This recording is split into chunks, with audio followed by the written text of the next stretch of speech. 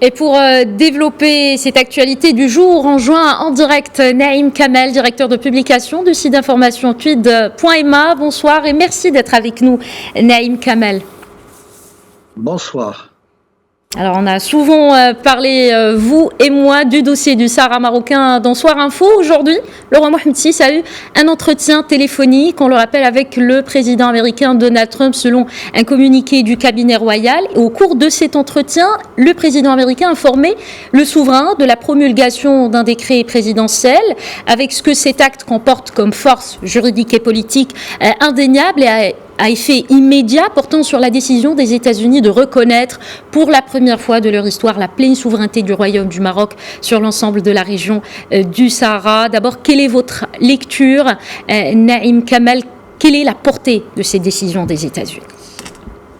Je crois que pour l'essentiel, vous avez déjà tout dit en reprenant le passage du cabinet royal, du communiqué, pardon, du cabinet royal, où il est dit que cet acte à valeur juridique qui s'inscrit dans l'actualité, c'est-à-dire dans l'immédiat, qui porte une forte charge d'émotion pour nous Marocains, c'est-à-dire je peux dire que c'est juste un juste retour des choses. Vous l'avez dit dans votre reportage que le Maroc, on l'a souvent dit, répété, a été le premier pays à reconnaître l'indépendance et des États-Unis d'Amérique et les États-Unis d'Amérique. Ça fait déjà plus de 2 siècles.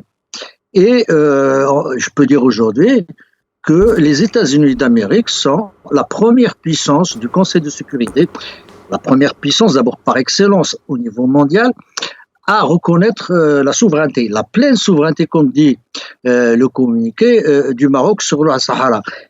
Ça ne peut être que réconfortant et ça vient couronner un processus offensif qui a été entamé il y a plusieurs années par le roi Mohamed VI, et qui s'est poursuivi et qu'on a vu par petites touches se concrétiser autour d'ouverture de consulats africains, de consulats arabes à l'Ayoun, à Dakhla. Et donc aujourd'hui, c'est vraiment un véritable coup de massue qu'a dû recevoir Alger, et avec Alger le Polisario, par cette reconnaissance. Maintenant, en parlant de tout ça, je ne peux pas ne pas avoir en ce moment-là une pensée pour Hassan II, Allah yarhamou. Vous savez, pendant la guerre froide, il y avait 2 blocs. Il y avait le bloc du monde libre, auquel a adhéré le Maroc depuis le début des années 60, et bien sûr le bloc soviétique qui était piloté par l'Union soviétique, plutôt le bloc socialiste.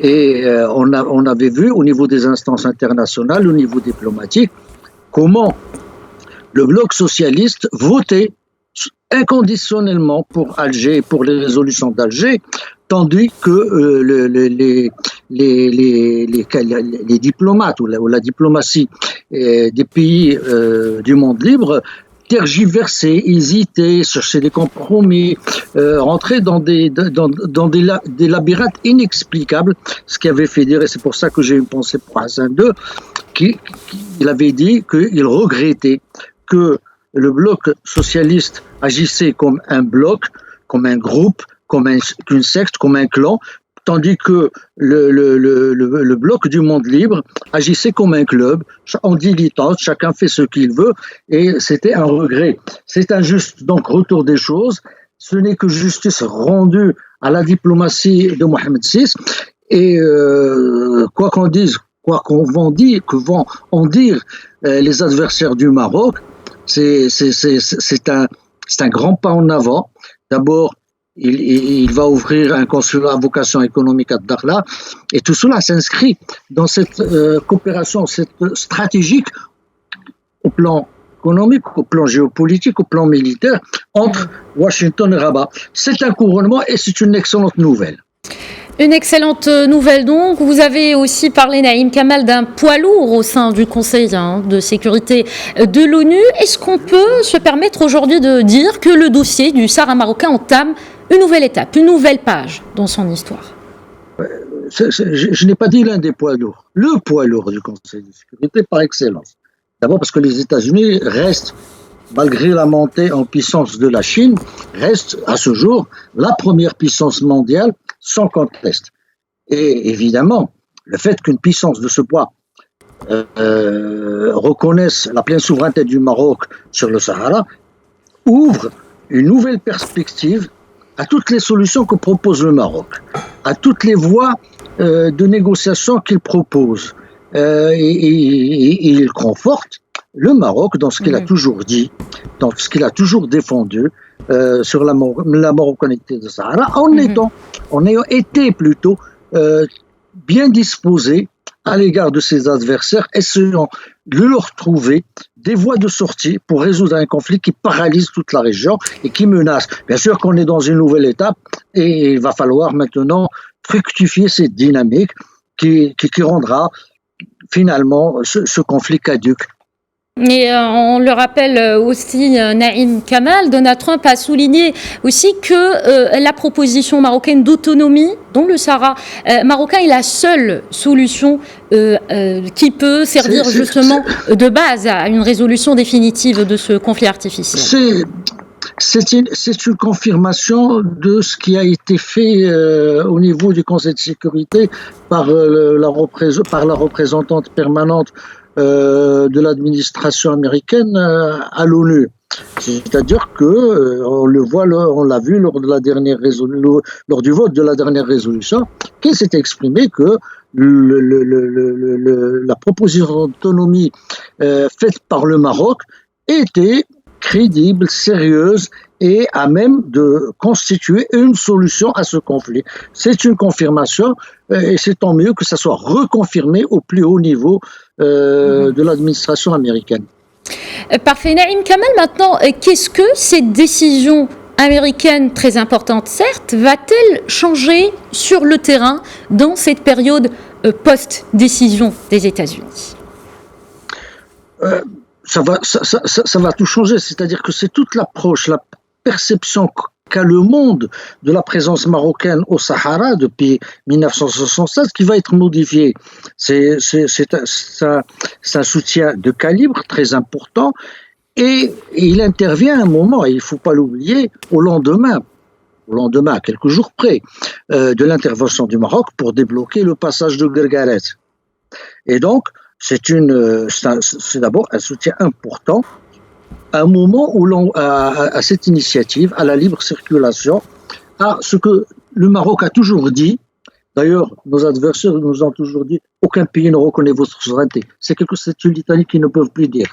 Déjà, il y a pas mal de pays arabes qui le reconnaissent et d'autres pays africains. C'est une litanie qui va tomber aujourd'hui, qui n'aura plus de valeur argumentaire, aussi petite soit-elle. Et ça, c'est très important. Maintenant, tout dépend de la perception et de la façon dont l'adversaire du Maroc va réagir avec cette décision. Est-ce qu'il va enfin se rendre compte qu'on est dans un nouveau monde, que le monde a changé depuis bientôt 30 ans et qu'il est temps qu'il rattrape la balle au rebond et qu'on essaye de se retrouver autour de perspectives vertueuses pour le développement, pour l'Algérie, pour le Maroc, pour la Tunisie, pour la Mauritanie, pour le Sahel, pour l'Afrique. Donc il y a des choses à faire.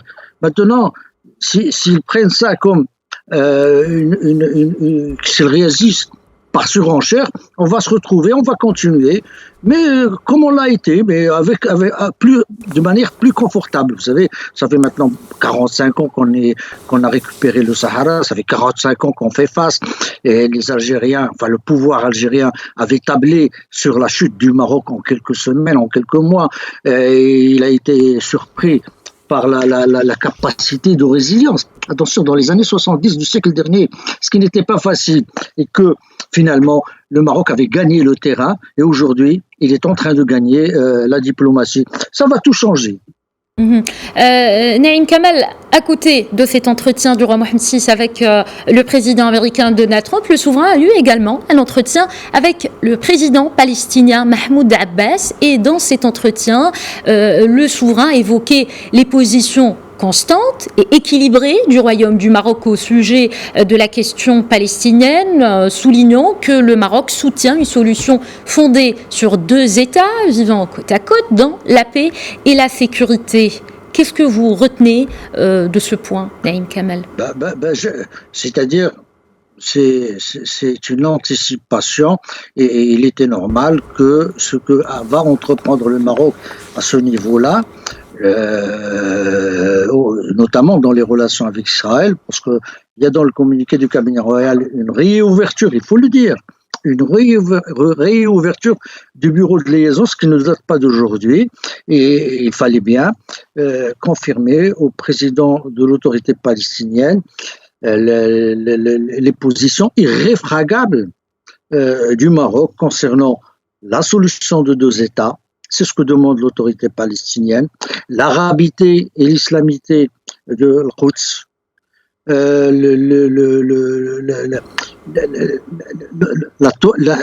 plutôt la permission à toutes les religions monothéistes de s'exercer librement dans ces lieux saints. Je crois qu'il fallait bien rassurer l'autorité palestinienne sur les positions et sur les constantes du Maroc. Ça a été fait et il fallait le faire et c'est une excellente chose. Je ne crois pas que l'autorité palestinienne pourrait reprocher quoi que ce soit au Maroc. Vous savez, Rabat, le royaume, a toujours joué un rôle de médiateur depuis le début. Et ça lui a causé beaucoup de problèmes, d'ailleurs même au Sahara, notamment avec les Syriens à l'époque, notamment à Alger, au cours du Conseil national palestinien, où il y a eu une fameuse accolade entre Abdelaziz et Yasser Arafat. Donc, mais vis-à-vis d'Israël et vis-à-vis de la Palestine, le Maroc a été toujours un acteur de rapprochement. Il l'a été entre l'Égypte et Israël. Et sans le Maroc, on n'aurait eu pas cette réconciliation égypto-israélienne. Il a eu avec l'ensemble du monde arabe, il ne faut jamais que le plan Fed. Et c'est en fait pour une solution de deux États, et ça est en vérité le plan de Fès, parce que c'était le sommet de Fès en 82. Enfin, il y a eu deux sommets, un premier sommet qui n'a pas abouti, puis un deuxième sommet qui a abouti sur des propositions qui vont être reprises après au Liban par le plan Adla. On est dans une logique, la même, dans une constance. C'est peut-être le défaut et la qualité du Maroc, c'est d'être constant dans ses démarches.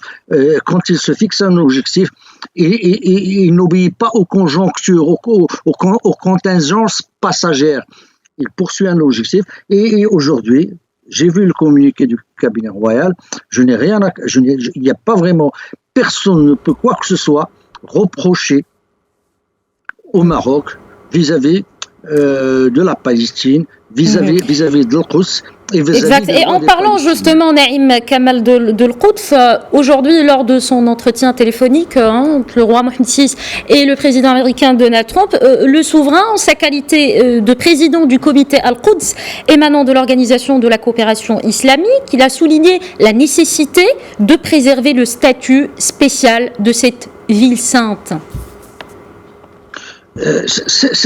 On l'a dit, on est dans la constance, c'est-à-dire il y a eu le rappel de l'appel qui a été avec le pape lors de sa visite, le pape François, quand il avait visité le Maroc. Donc que Jérusalem devrait être un peu la capitale de tout le monde, la capitale des Israéliens, la capitale des Palestiniens, mais également la capitale des chrétiens du monde, la capitale des musulmans du monde et la capitale des juifs du monde. C'est ça la spécificité de cette ville et de son histoire, c'est d'être un peu la ville sainte de tout le monde.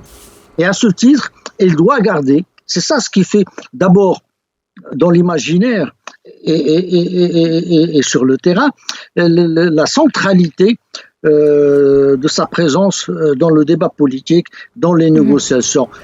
Et je crois que avec un peu de modération ici et là, et on pourrait dans une perspective pas très lointaine, il faut l'espérer, arriver à une solution concernant la ville sainte. Mais le Maroc, le roi est président du comité al-Quds, et le Maroc a réaffirmé qu'il faut préserver la spécificité, c'est-à-dire, encore une fois, on est dans la constance. Merci beaucoup Naïm Kamel, directeur de publication du site d'information quid.ma. Merci encore une fois d'avoir répondu à nos questions.